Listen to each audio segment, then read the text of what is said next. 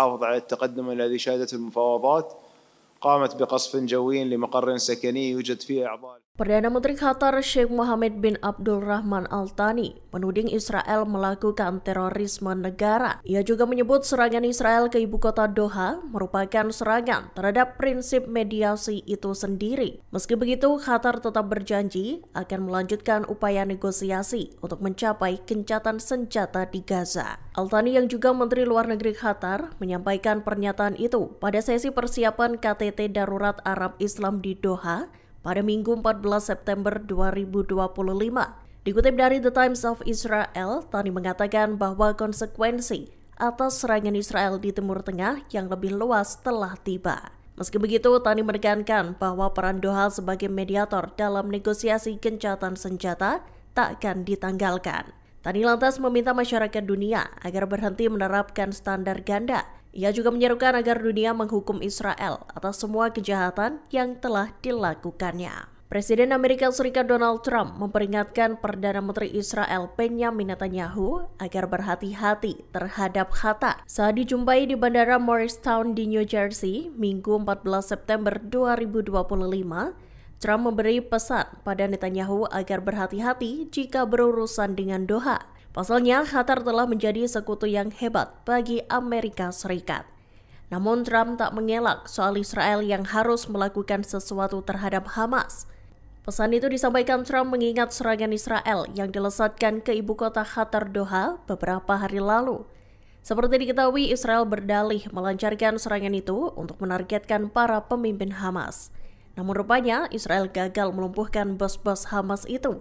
Meski begitu, dilaporkan terdapat 6 orang yang tewas dalam insiden tersebut, termasuk 5 anggota Hamas dan 1 anggota pasukan keamanan Qatar.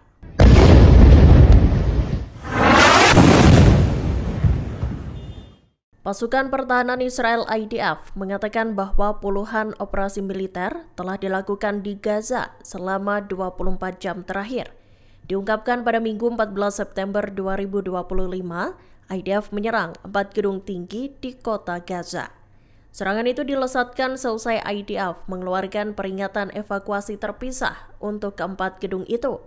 Dalam serangannya, IDF turut menyasar sebuah gedung universitas yang diklaim digunakan oleh militan Hamas.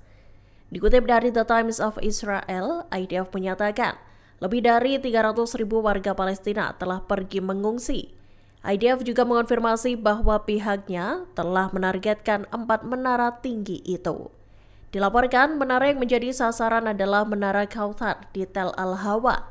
Bangunan itu diratakan sekira 1 jam seusai IDF melayangkan peringatan serangan. Militer Israel mengatakan bangunan itu digunakan Hamas untuk menyimpan peralatan pengintai. Kemudian pada Minggu sore, gedung pencakar langit Mahna Tower di Tel Al-Hawa juga dibombardir. Tak lama setelah serangan itu, IDF menghancurkan gedung kota Al-Munawwarah di kampus Universitas Islam Gaza.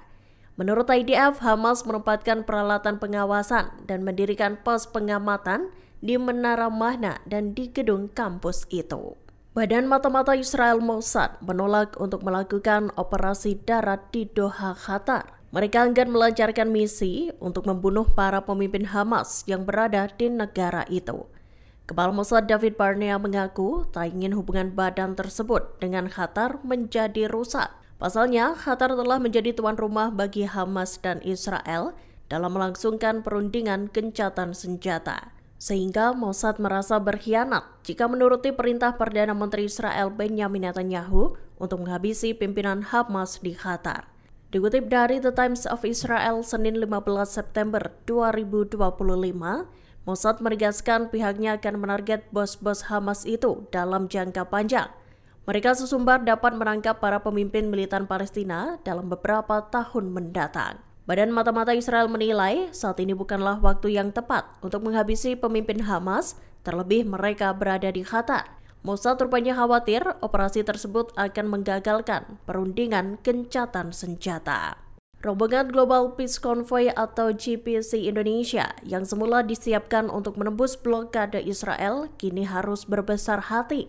Pasalnya Indonesia memutuskan untuk memberikan jatah kursinya pada peserta internasional lainnya.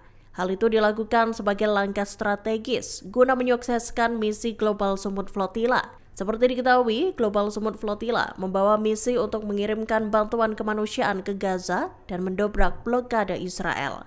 Keputusan itu diumumkan GBC Indonesia pada Jumat 12 September 2025. Dikutip dari Kompas.com, alasan aktivis Indonesia gagal berlayar lantaran adanya sejumlah kapal yang mengalami kerusakan teknis dan cuaca ekstrim. Kondisi tersebut membuat Steering Committee Global Sumut Flotilla memutuskan untuk mengurangi jumlah peserta sesuai dengan ketersediaan kapal yang layak. Mendapati situasi ini, Global Peace Convoy Indonesia memilih untuk menyerahkan jatah 30 kursi delegasinya pada peserta internasional lainnya. Pasalnya, mereka mempertimbangkan berbagai aspek agar misi Global Sumut Flotilla tercapai. Meski gagal berangkat, GBC Indonesia tetap memberi kontribusi penting. Dilaporkan 5 kapal Indonesia akan tetap berlayar untuk memperkuat armada Global Sumut.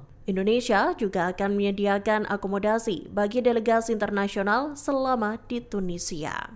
Download Tribun X sekarang, menghadirkan lokal menjadi Indonesia.